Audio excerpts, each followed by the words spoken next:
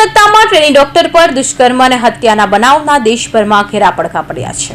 ગુજરાતમાં પણ મેડિકલ કોલેજના રેસિડેન્ટ તબીબીઓ હડતાળ પડ્યા બાદ આઈએમએ પણ શનિવારે 24 કલાક ઇમરજન્સી સિવાયની સેવા બંધ રાખવાની જાહેરાત કરી છે। અમરેલીના સાંતાબા મેડિકલ કોલેજના ઇન્ટર ડોક્ટર શુક્રવારે સાંજે કેન્ડલ માર્ચ યોજી હતી। ઇન્ટર્ન તબીબીઓ જ્યારે અમરેલીના રાજકમલ ચોકમાંથી પસાર થઈ રહ્યા હતા ત્યારે ડોક્ટર ગોવિંદ ગજેરા આવ્યા હતા અને જાહેરમાં પોતાનું લાયસન્સ વાળું હથિયાર કાઢી ડોક્ટર્સને પોતાની સુરક્ષા માટે હથિયાર વસાવવાની અપીલ કરી હતી। આ ઘટનામાં શરતો ભંગ કરવા બદલ પોલીસે ડોક્ટર ગજેરા સામે ગુનો નોંધ્યો છે।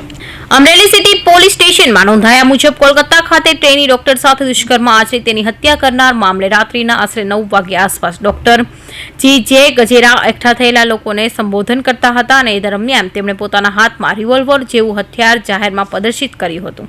તેમાં લોકોમાં ભય પેદા થાય તેવી રીતે જાહેરમાં ત્રાસદાયક કૃત્ય કરી લાયસન્સની શરતોનો ભંગ કર્યા અને ભારતીય ન્યાય સહિતના અને આર્મ્સ એક્ટ મુજબની ગુનો નોંધાયો છે। હજી કહું છું લાયસન્સ લઈને રાખવાનું, લાયસન્સ રાખવાનું, કાંઈ વાંધો નહીં, અને હોમ રાખો તો હોમે મૂકી દેવાનું।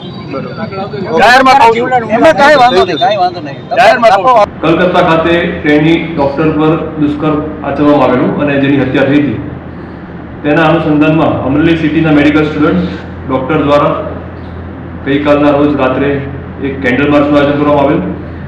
આ માર્ચ દરમિયાન ડોક્ટર જે ગજેરા દ્વારા પોતાની લાયસન્સવાળી રિવોલ્વર કે જેને જાહેરમાં પ્રદર્શિત કરી અને લોકોમાં ભય પેદા થાય તેવું જાહેર કૃત્ય કરેલ હોય અમરેલી સિટી પોલીસ સ્ટેશન ખાતે આર્મ્સ એક્ટ કલમ 30 તથા બીએનએસની કલમ 353 અને 270 મુજબ તથા કલેક્ટરશ્રીના જાહેરનામા ભંગ જીપી એક્ટ કલમ 135 મુજબ અમરેલી સિટી પોલીસ સ્ટેશનમાં ગુનો દાખલ કરેલ છે અને આગળ કાયદેસર કાર્યવાહી હાથ ધરવામાં। મોડી રાતે ડોક્ટર જે ગજેરાએ જાહેરમાં રિવોલ્વર કાઢતા જિલ્લા પોલીસ વડાએ તપાસ કરવામાં આદેશ આપ્યા હતા। સિટી પોલીસ સહિત અલગ અલગ પોલીસ દ્વારા ઊંડાણપૂર્વક તપાસ હાથ ધરી હતી અને મોડી રાત્રે જ લાયસન્સની શરતો ભંગ કર્યાનો ગુનો નોંધ્યો હતો। કૌશિક પટેલનો report, Hind TV news, Surat.